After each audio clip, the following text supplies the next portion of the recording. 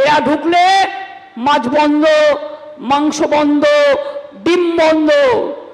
BJP রাজ্যগুলোতে মাছ খেতে দেওয়া হয় না, মাংস খেতে দেওয়া হয় না, ডিম খেতে দেওয়া হয় না। আমরা তো বলি না তুমি ছাতু খাবে না, আমরা তো কাউকে বলি না তোমরা নিরামিষ খাবে না, যার যা ইচ্ছে খাবে। কিন্তু সাধারণ মানুষ বাংলায় কি বলে? থাকে মাছে ভাতে। নর্থ ইস্টার্নের মানুষ মাংস খায়, তোমার বিজেপি নেতারাও তো গরুর মাংস খায়। আমি নয় কোনো মাংস খাই না, কিন্তু কে কি খাবে তার উপর হস্তক্ষেপ করার অধিকার আমার নেই।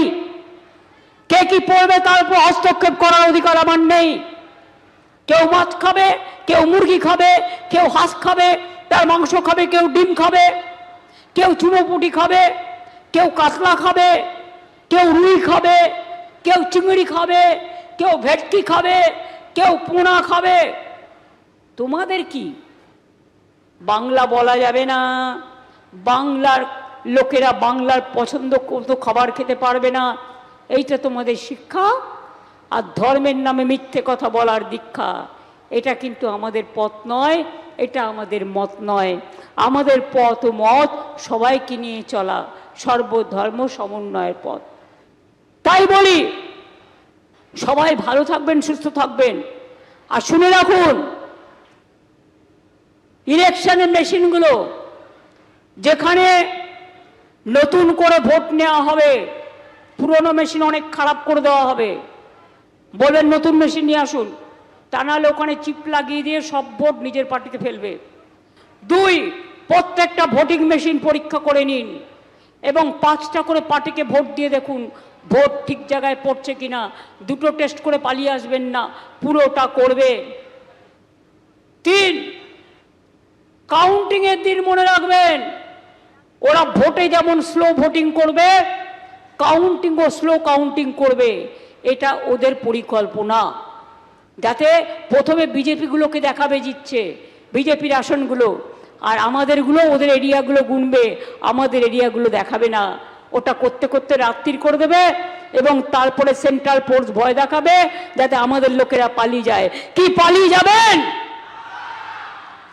আলো নিভিয়ে দিলে একদম আটকে, মেশিন আটকে বসে থাকবেন, ঠিক আছে? কোন রকম যাতে দখল করতে না পারে। আর গ্রামগঞ্জ থেকে যদি বেরোতে না দেয়, রথযাত্রার দিন আমরা সোনার ঝাড়ু দিয়ে রাস্তা পরিষ্কার করে তারপরে জগন্নাথ দেবের রথ টানি।